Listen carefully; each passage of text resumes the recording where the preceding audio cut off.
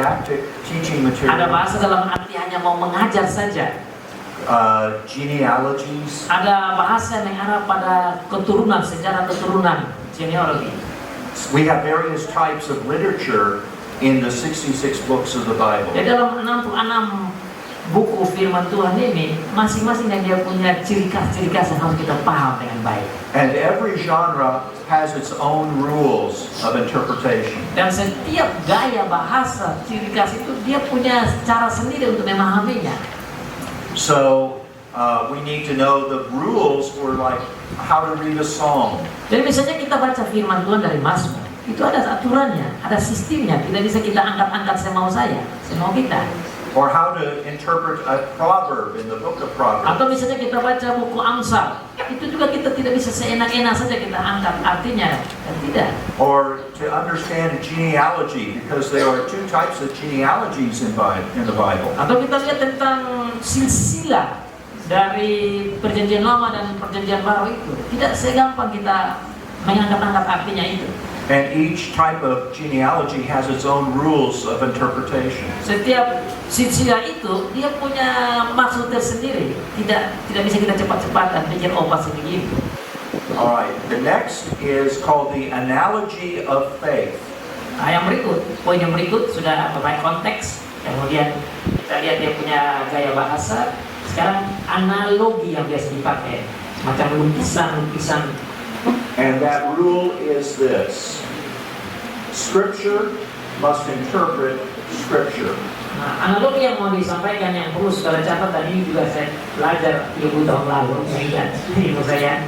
Alkitab atau firman Tuhan atau kitab suci harus menginterpretasi kitab suci sendiri. Atau kata lain, Tuhan sendiri yang harus menjelaskan firman-Nya sendiri. And so those passages of the Bible that are not as clearly understood must be interpreted by those passages of the Bible that are more clearly understood. Jadi kalau ada firman yang kita tidak paham di perjanjian lama misalnya, ternyata ada di perjanjian baru yang memberikan pengertian tentang di perjanjian lama, dan sebaliknya. Jadi Alkitab harus jelaskan Alkitab sendiri. Tuhan sendiri yang firman-Nya itu harus jelaskan dia punya firman. Bukan kita yang jelaskan firman. Kita hanya Allah. Maka kita perlu belajar. So, for example, people will read the book. This is the day the Lord has made, and the Lord we will rejoice and be glad in it, and be glad in it. This is the day the Lord has made, we will rejoice and be glad in it.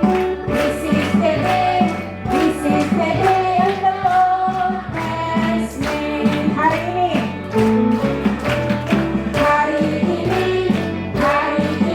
harinya Tuhan, mari kita bersukaria. Hari ini harinya Tuhan, mari kita bersukaria. Hari ini harinya Tuhan. Oke. This is the day and the Lord has made, and the Lord has made. We will rejoice and be glad in it, and be glad in it. This is the day and the Lord has made. We will rejoice and be glad in it. This is the day and the Lord has made. Thought he was a god.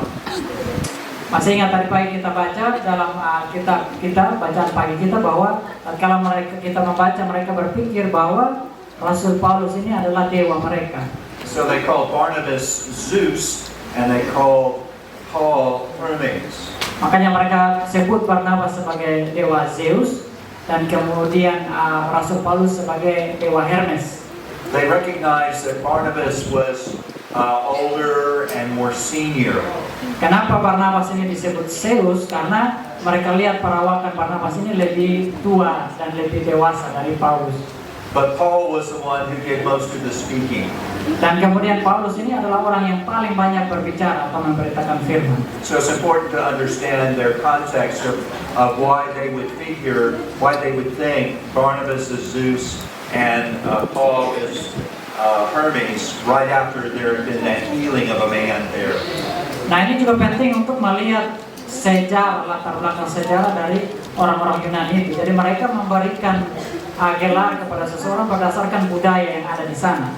Karena Barnabas itu perawakannya lebih tua, maka disebut Zeus. Kemudian Paulus, berita yang tersebar pada waktu itu yaitu dewa-dewa telah menjelma menjadi manusia.